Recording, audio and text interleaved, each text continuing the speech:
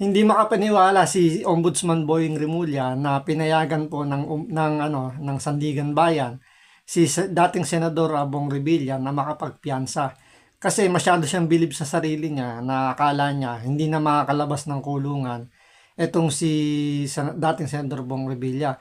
Pero nagkamali siya na ginrant po ng Sandigan Bayan yung request nga ng kampo ni Senator Bong Revilla at ngayon po ay meron siyang pansamantalang kalayaan. So ang naiwan na lang po ngayon sa Sandigan Bayan ay si Senator Jinggoy Estrada at si Senator Rodante Marcoleta na posible rin na mapagbigyan din ng Sandigan Bayan na makapagpiyansa. Kasi mas mabigat yung kaso ni Senator Bong Revilla pero yung nga nagawa ng paraan na makalaya siya pansamantala. So may posibilidad din na ganoon din mangyari rito kay Jinggoy Estrada at kay Senador Rodante Marcoleta. So ito panoorin po natin tong pag-iyak ni Ombudsman Boying Rimulya at inaakusahan pa niya yung Sandigan Bayan kung bakit nakalaya itong si Senador Bong Revilla. So ito panoorin po natin pero syempre bago ang lahat kung hindi ka pa nakasubscribe sa Makapili TV baka naman pwedeng pakipindot po muna yung subscribe button at the same time palike na rin po ng video, wala naman pong bayad dyan kaya pindot na. So ito panoorin po natin. Para kay Ombudsman Jesus Crispin Remulla, mukhang trinabaho raw ang pag-grant sa bail petition ni dating Senador Bong Revilla. Nakabayad man ng piyansa, ikinanta ng Ombudsman na di pa raw bayad ang dating senador sa civil liability mula sa pork barrel case. Yan ang Agenda Weekend Report ni John Rez Calata.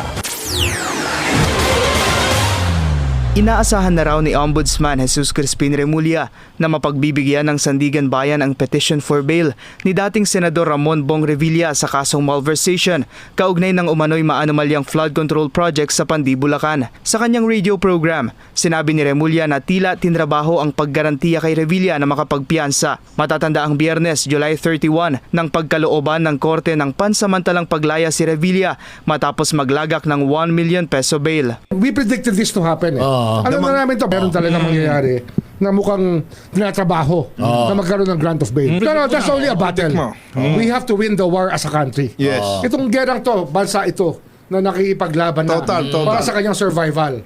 So we just need the country to help us. Una nang sinabi ng Ombudsman na hahamunin nila ang desisyon ng Sandigan Bayan. Bagamat nirerespeto nila ang desisyon ng Anti-Graft Court, handa silang gamitin ang lahat ng legal remedies para patunayang matibay ang kanilang ebidensya sa papel ni Revilla sa umano'y questionableng proyekto. Sa panig ng Malacanang, nirerespeto din daw nito ang desisyon ng Sandigan Bayan. Sa kanyang social media, nagpost naman ang dating senador ng picture kasama ang kanyang pamilya at sinabing God is good. Samantala, pinalutang din ni Remulla sa kanyang radio program ang usapin sa hindi pa nababayarang civil liability ni Revilla matapos ma-acquit sa kasong plunder kaugnay ng paggamit ng pork barrel funds. May incident pa tayo sa Sandigan Bayan. Okay. Nasa na, but hindi pa nakukuha yung 123 million na pinababayad nila. Kasama yun sa judgment of acquittal, pinasusoli sa kanya yung pera. Hanggang ngayon, hindi pa nasusoli yung pera. Kaya ayon sa Ombudsman, dapat magkaroon ng whole of government approach para matuldukan na ang korupsyon sa bansa. It has to be a whole of government approach Yes. to solve the problem of corruption. Kami sa Ombudsman, we raise the standard of reasonable certainty of conviction before we file a case. Tinaas na namin ang standard. Hindi weaponized ang ito.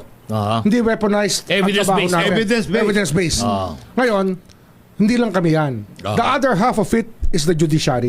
Makikipag-usap daw si Remulla kay Chief Justice Alexander Hesmundo kaugnay dito. Para sa Agenda Weekend.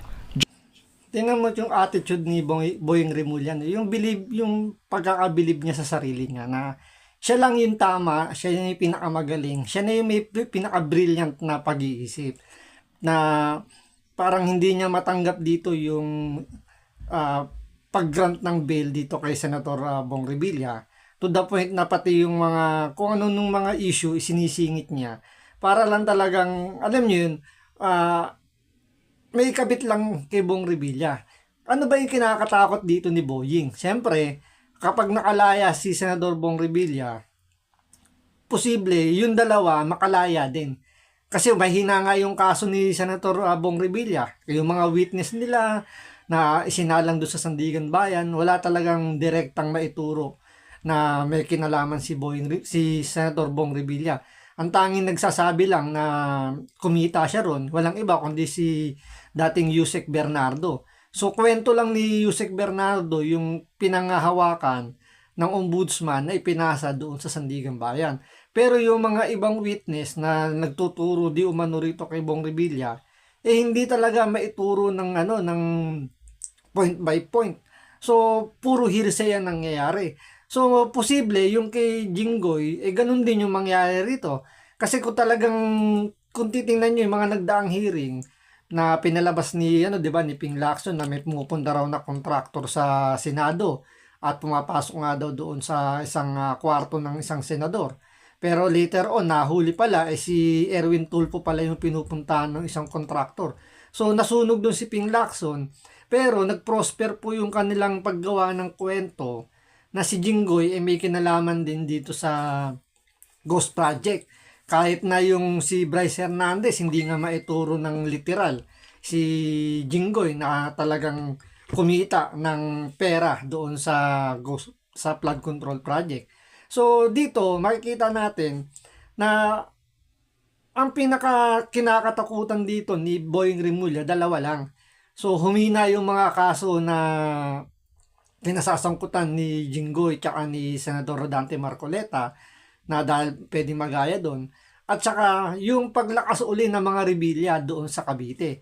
So, posible yung mga kakalaban sa pamilya ng mga Rimulya, pwedeng talunin po ng mga Revilla. Tandaan po, magkalaban po sa politika sa Cavite, yung dalawang pamilya na yan.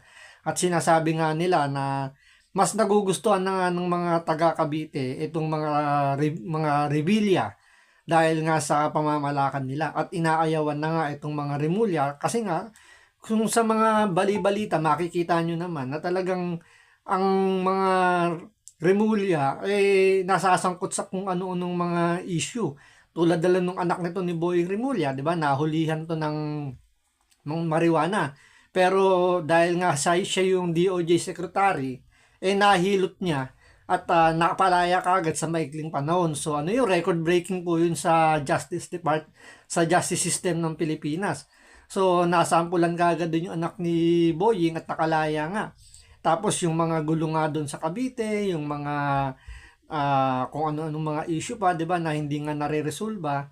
Pero sinasabi ni John B. Rimulya na safest city ng araw yung Pilipinas. So kasama na yung Cavite ron. So makikita talaga natin dito yung kinakatakot lang nitong nila Boying Rimulya na makabalik nga ito si Bong Revilla at mapahina yung kaso laban dito kay Senator Jinggoy Estrada. So abangan natin sa mga susunod na araw kasi nag-file na rin ng ganung motion si Jinggoy. At kapag yan napagbigyan ng Sandigan Bayan, mas lalo pang iiyak itong si Boying Rimulya. So hanggang dito lang po muna. Maraming salamat po sa panonood. Ingat po kayo lagi. God bless.